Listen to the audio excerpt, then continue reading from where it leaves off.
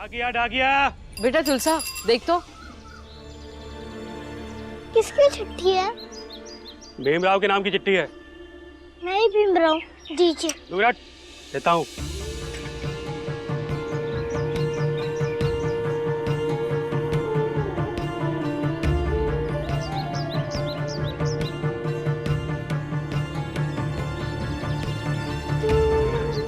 किसकी चिट्ठी है बेटा? बीला दीदी की है। लीला, क्या क्या लिखा है? आप सब कैसे हो? मैं यहाँ ठीक हूँ, लेकिन आप सबकी बहुत याद आती है।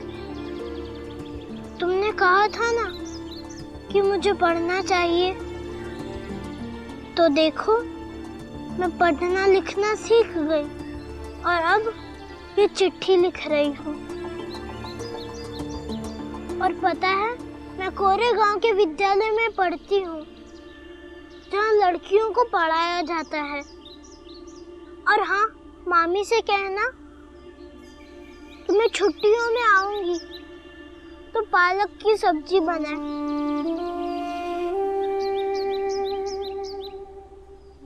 जो तुम्हें भी पसंद है और मुझे भी। तुम्हारी बेला दीदी। आया भी इस दुनिया में नहीं रही, लेकिन आप जरूर आना बेला दीदी। और जीजाबाई तुम दोनों को पालक की सब्जी बनाकर खिलाएंगी। आज नहीं आई, पालक की सब्जी तो बना रही है। भीम, अब इस घर में तुम्हारी पसंद का कुछ नहीं बनेगा। अरे हाँ, बनाने वाली थी, लेकिन सारी पालक सड़ी हुई निकली। क्या जीजाबाई, तुमने सड़ी हुई पालक लाई? सारी की सारी फेंकनी पड़ी मुझे। ए भीमराव, डाकिया गुजरा है इधर से। किसकी चिट्ठी आई है? हाँ, कहीं तेरी मरी हुई आई ने नरक लोक से तुम लोगों के लिए बुलावा तो नहीं भेजा है ना?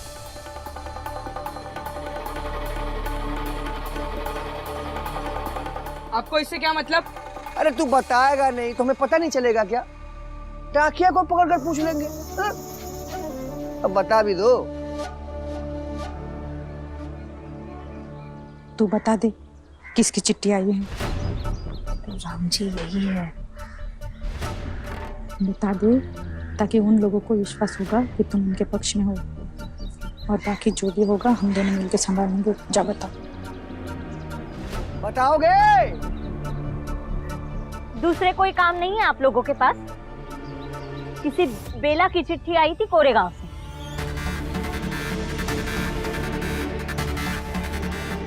हो गई आपकी तसल्ली? जाइए अभी आप। कोरेगांव? आपने क्यों बताया उन्हें? अरे वो बहस कर रहे थे इसलिए बता दिया। तो कौन सी बड़ी बात हो गई? बड़ी बात है, आप नहीं समझ पाएंगी। वो लोग बीला दीदी के दुश्मन हैं। वो भी कोरेगांव में चले जाएंगे। आपको उनका साथ नहीं देना चाहिए था। मैंने किसी का साथ नहीं दिया भीम। वो मेरे बेटे आनंद के साथ बहस कर रहे थे तो मैंने बता दिया।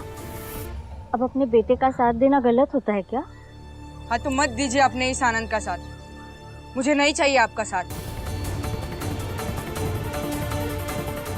बेटा तुम लोग चिंता मत करो, मैं कोरेगांव जाकर बेला से मिल लूंगा। कुछ नहीं होगा उसे।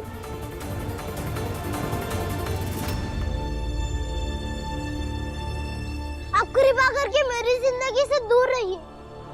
भीम, ये कोई तरीका है बात करने का?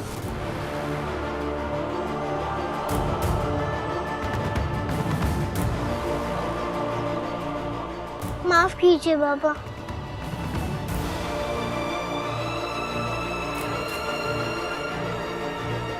और जीजाबाई, तुम्हें इन लोगों को बताना नहीं चाहिए था।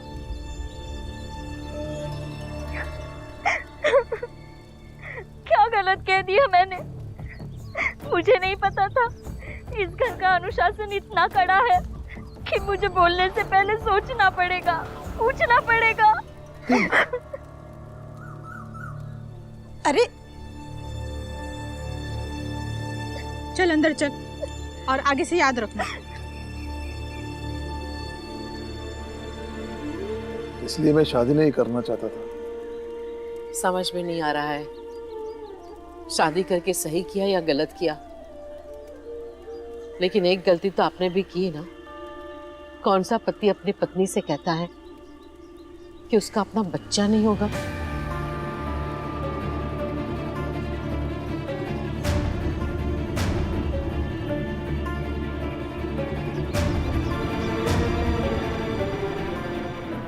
मीरा, कम से कम तुम तो मुझे समझो।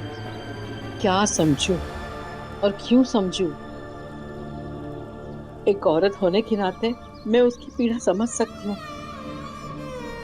लेकिन मैंने कुछ गलत नहीं किया। आप अपना पक्ष मजबूत और सुरक्षित करने के लिए सामने वाले को समझाकर अपना फैसला सुनाना ना तो उचित है और ना ही संतुलित है। मीरा, इस बारे में मैं कुछ कहना नहीं चाहता। लेकिन मैं तो कहूंगी, जब तक मैं जिंदा हूं। देख रही हो, जो हो रहा है वो होना जरूरी है। एक बार ऐसे ही सबको अंदर से झक जोड़ोगी तो जो नया बनेगा वो तुम्हारा होगा। ये खबर अद्भुत भी है और प्रमाण भी है इस बात का कि जीजाबाई अब हमारे पक्ष में आ चुकी है। अब तो कलह भी शुरू हो गया होगा उस घर में, और जिस घर में कलह शुरू हो जाए तो समझो उस घर का विनाश बहुत जल्द होगा। महाराज, बेला जो कोरे गांव में है उसका कुछ करे? नहीं नहीं, बेला बीता हुआ कल है और बीते हुए कल के बारे में अधिक नहीं सोचना चाहिए। अब आने वाला कल राम जी के घर में शुरू होने वाले विवाद से उत्पन्न होगा, और इसलिए इस समय बस इसी पल का आनंद लो।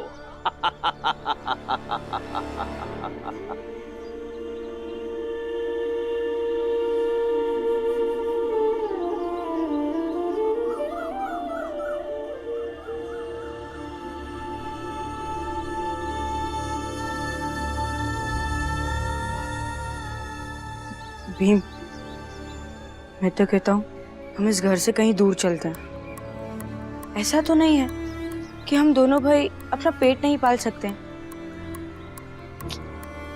देख भीम, यहाँ रोज बहस होगी, नाटक होगा। इससे अच्छा है कि हम दोनों भाई यहाँ से चलते हैं। हाँ हाँ, अपने छोटे भाई को यही सिखाएगा ना तू कि घर छोड़कर चलते हैं? हाँ तो क्या करें, बस अब आ जाते हैं समझाने। उन लोगों से जाकर बात कीजिए ना। कोई कहीं नहीं जाएगा। क्यों नहीं जाएगा? आप भी तो गए थे घर छोड़कर। क्या हुआ? आनंद भीम को समझा रहा है कि घर छोड़कर भाग जाते हैं।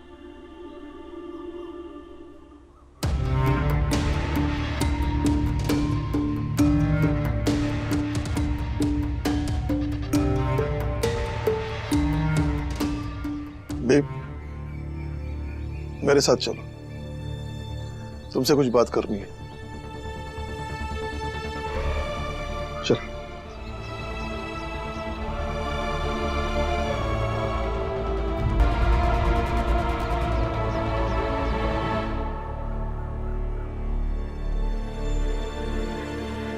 आओ बैठते हैं।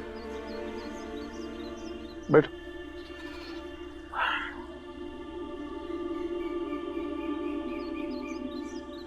देखो बेटा, ठंडे दिमाग से सोचोगे तो समझ जाओगे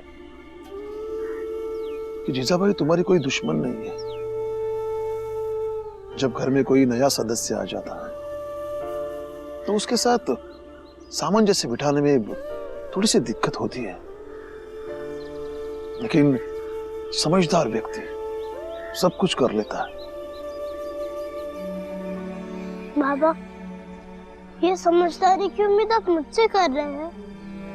हाँ, क्योंकि मैं तुम्हें समझदार मानता हूँ। तो बाबा, मुझे ऐसा लगता है कि उन्होंने गलत किया है। उन्हें बेला दीदी का नाम नहीं बोलना चाहिए था।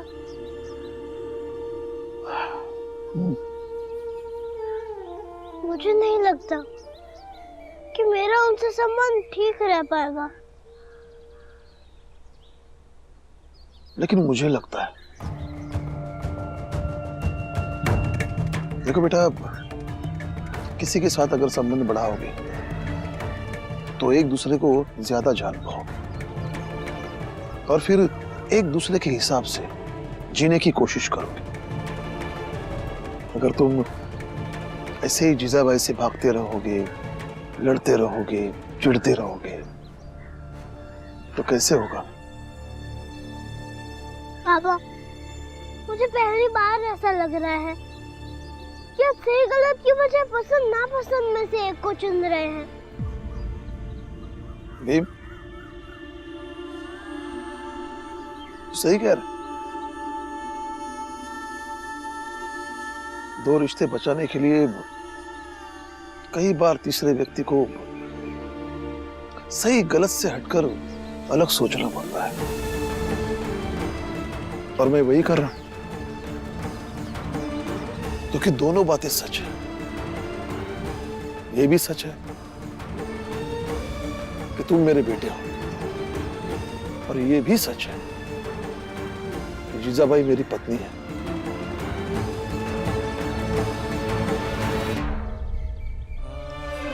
मैं ये दिन और हालात हमेशा याद रखूंगा जब भीम और बाबा के बीच पहली बार वैचारिक मनमुटाव हुआ था।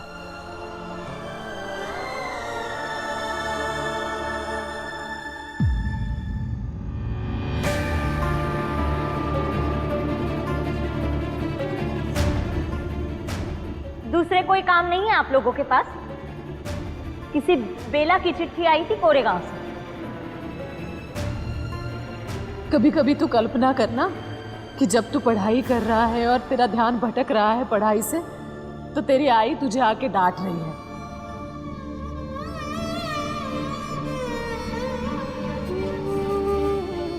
नहीं, मुझे पढ़ना होगा और ध्यान लगा के पढ़ना होगा।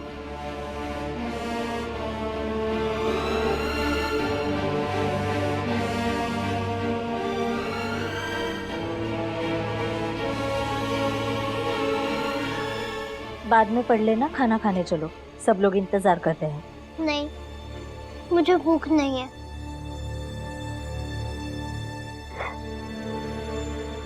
सब लोग खाना खाने बैठ गए, तुम्हें भी इसी समय खाना होगा।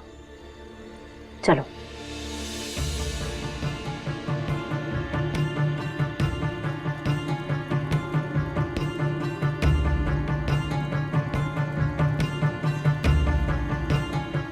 क्या हुआ? अरे कुछ नहीं हुआ, वक्त पर खा लेगा तो सही रहेगा ना, बाद में पढ़ता रहे। लेकिन मुझे भूख नहीं है तो मैं क्यों खाऊं? तो ठीक है, मत खाओ, मैं भी नहीं खाऊंगी। देखिए, कृपा करके आप खा लीजिए, और मुझे आपसे कोई दिक्कत नहीं है। बस आप मुझे अकेला छोड़ दीजिए।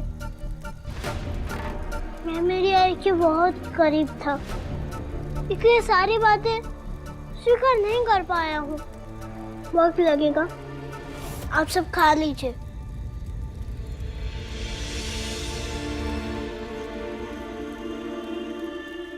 तुम बिना खाए चले जाओगे तो मैं भी नहीं खाऊंगी।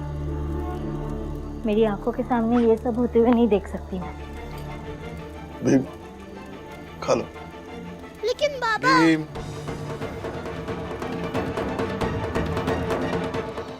बाबा का आदेश है, खाना खा लो। आनंद भैया, आप सही कह रहे थे, हमें ये घर छोड़कर चलना चाहिए। तो फिर चल भी। क्या बकवास है? हाँ? आप खा लीजिए, और बच्चे जब ऐसी बकवास करने लगे तो आई बाबा को ऐसे गंभीर नहीं होना चाहिए। बात बात पर इनकी धमकियों से हम डरने लगे तो कैसे चलेगा? मैं धमकी नहीं दे रहा हूँ। देखो भीम, मैं आप खाइए ना। और फिर सिर्फ ये बच्चे आपकी जिम्मेदारियां नहीं है, शायद मैं भी हूँ। और अब भीम को ये समझना होगा कि उसके बाबा जिसे विवाह करके यहाँ लाए हैं उसके साथ और अपने बाबा के साथ इस नए समीकरण में कैसे बर्ताव करना चाहिए। इतनी छोटी सी बात का पतंगड़ क्यों बना रहे हो तुम लोग? हमने तो बहुत देखा है कि भीमराव ऐसे मसलों पर परिपक्व संतुलित फैसले लेता है। फिर इस बार क्या हो गया, क्यों नहीं समझ रहा है? माफ कीजिएगा काकी, पर इस वक्त आपका हमारे घर में क्या काम? यह हमारे घर का आपसी मामला है, हमें आपस में ही सुलझाने दीजिए। तुम मेरी उम्र में आओगे ना, तब समझोगे। और नई शादी के बाद जब खुशी और शांति के बजाय किचकिच हो तो रिश्तेदारों को कहाँ चैन पड़ता है? फिर वो बार बार कैसे नहीं आएंगे?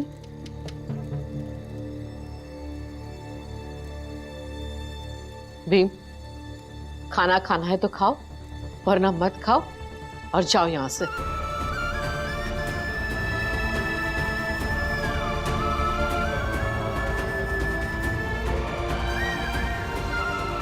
भीम ये तो क्या कर रहा है?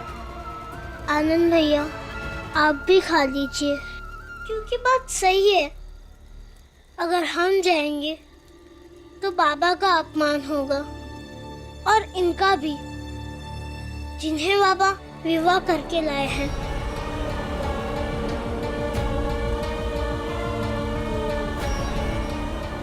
भीम, तुम्हारे खिलाफ सबसे कारगर हथियार तुम्हारी ही बुद्धि है। तुम ज्यादा ही सही गलत और नैतिकता के सहारे जीते हो, तो वही सारे हथियारों से तुम्हें हराया जाएगा। अच्छा, मैं चलती हूँ।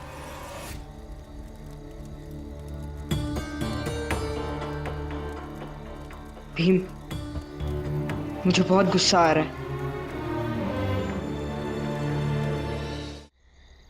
ए चंद्रकला, रुक। प्रणाम महाराज। क्या खबर है वहाँ की? मुझे तो लगा था कि बड़ी खुशखबरी आज ही मिल जाएगी, लेकिन क्या?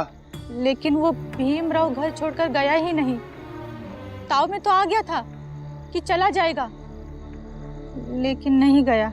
अगर ताव में आ गया तो अवश्य जाएगा। कल सुबह तक भीमराव अपना घर छोड़कर चला जाएगा, लेकिन इसके लिए तुम्हें एक काम करना होगा। बताइए महाराज जी। अब जब मैं आपके शरण में आ ही गई हूँ तो आप जो कहेंगे मैं करूंगी। तो सुनो,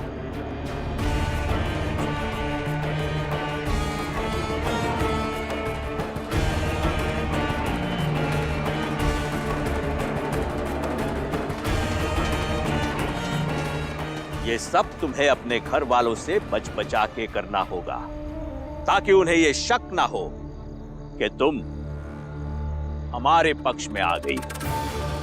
जी। ये भी याद रहे कि भीमराव के बहुत समर्थक है तुम्हारी बिरादरी में। जितना आपने कहा है मैं सब याद रखूंगी। तो जाओ, इस कार्य को शीघ्र संपन्न करो। जी महाराज जी, प्रणाम।